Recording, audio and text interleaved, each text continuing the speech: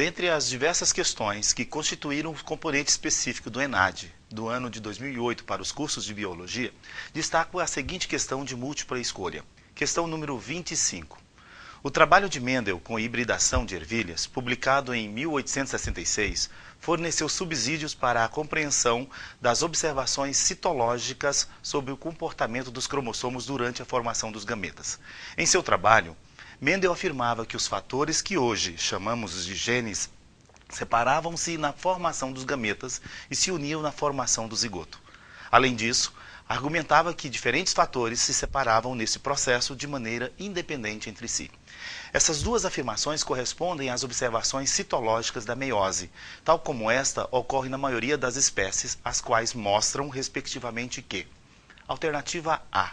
Os cromossomos homólogos se separam na fase 2 e a segregação de um par de cromossomos homólogos é independente da dos demais. Alternativa B. Os cromossomos homólogos se separam na fase 1 e a segregação de par cromossômico é independente dos demais. Alternativa C. Os cromossomos homólogos se separam na fase 2 e a segregação de um par de cromossomos homólogos é dependente da dos demais. Alternativa D. As cromátides irmãs se separam na fase 1 e a segregação do par de cromossomos homólogos é independente da dos demais. E alternativa E. As cromátides irmãs se separam na fase 2 e a segregação de um par de cromossomos homólogos é dependente da segregação dos demais. A alternativa correta é a alternativa B, que afirma: os cromossomos homólogos se separam na fase 1 e a segregação de um par de cromossomos homólogos é independente das dos demais. Nessa alternativa, fica evidente que o par dos cromossomos homólogos se separa na anáfase 1 da meiose, que é uma fase reducional. A separação, ou seja, a segregação dos cromossomos homólogos, é sempre independente da segregação dos demais cromossomos homólogos. Para os demais itens, temos, na alternativa A, a afirmação dos cromossomos homólogos se separam na fase 2 está errada, pois o par de cromossomos homólogos se separa sempre na primeira divisão meiótica. Na alternativa C, a afirmação os cromossomos homólogos se separam na fase 2 também está errada, pois o par dos cromossomos homólogos se separam na fase 1 da divisão meiótica. Adicionalmente, nesta mesma alternativa, a afirmação a segregação de um par de cromossomos homólogos é dependente da segregação dos demais. Essa afirmativa está errada, pois a segregação dos homólogos não depende. Ela é independente das outras segregações cromossômicas. Na alternativa D, a afirmação as cromátides irmãs se separam na fase 1 está errada, pois a cromátide irmã se separa na anáfase 2 meiótica. E na alternativa E, a afirmação a segregação do par cromossômico homólogo é dependente da segregação dos demais. Essa afirmativa está errada. A segregação dos cromossomos homólogos é sempre independente da segregação dos outros pares de homólogos.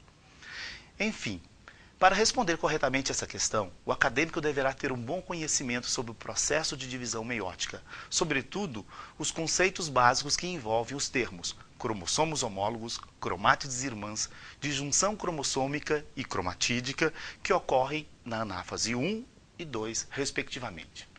As leis mendelianas fornecem claros subsídios para a compreensão do comportamento migratório dos cromossomos durante a formação dos gametas. Adicionalmente, as leis de Mendel contribuem para a determinação das probabilidades das combinações gaméticas, genotípicas, fenotípicas e gênicas, além da sua distribuição na progênie.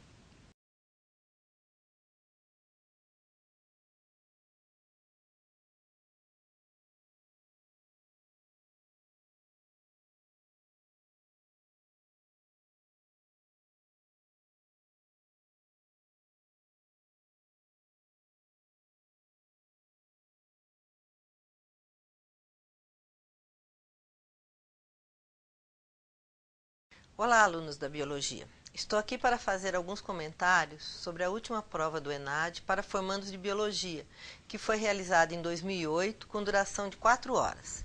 A prova apresenta questões de múltipla escolha e discursivas que abordam temas específicos da Biologia e de formação geral com pesos diferenciados.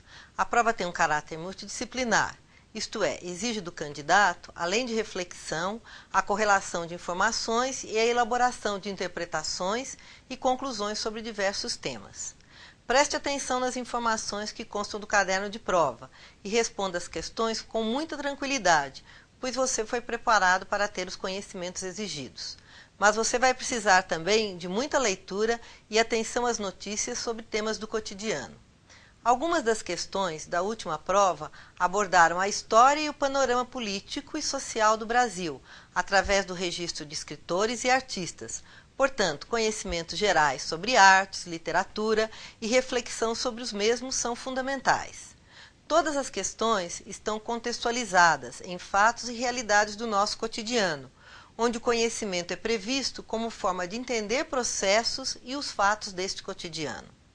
A última prova do ENAD também foi marcada por solicitar do aluno a interpretação de imagens, fotos, obras de arte, gráficos e mapas, o que exige, de novo, reflexão e capacidade de correlações. Em temas gerais, foram abordados aspectos relacionados à sustentabilidade, problemas energéticos, direitos humanos e construção de cidadania para o século XXI, além da realidade brasileira quanto a questões sociais e de educação. Na área específica da biologia, os temas abordados abrangiam a legislação sobre o exercício da profissão do biólogo e sobre problemas forenses envolvendo genética, além de 8 questões na área de genética, 8 questões na área ambiental, englobando ecologia e biogeografia, 2 questões relacionadas à área da saúde e 3 questões sobre evolução, em um total de 30 questões. Lembre-se que a prova do ENAD demanda muitos conhecimentos, não só aqueles específicos sobre áreas da biologia, como também conhecimentos sobre a história e a realidade atual do Brasil e deste mundo globalizado, sobre as questões sociais, políticas, culturais e ambientais. Estes conhecimentos você obtém com leitura frequente e olhar atento aos noticiários e à realidade. Finalmente, quero lembrar a vocês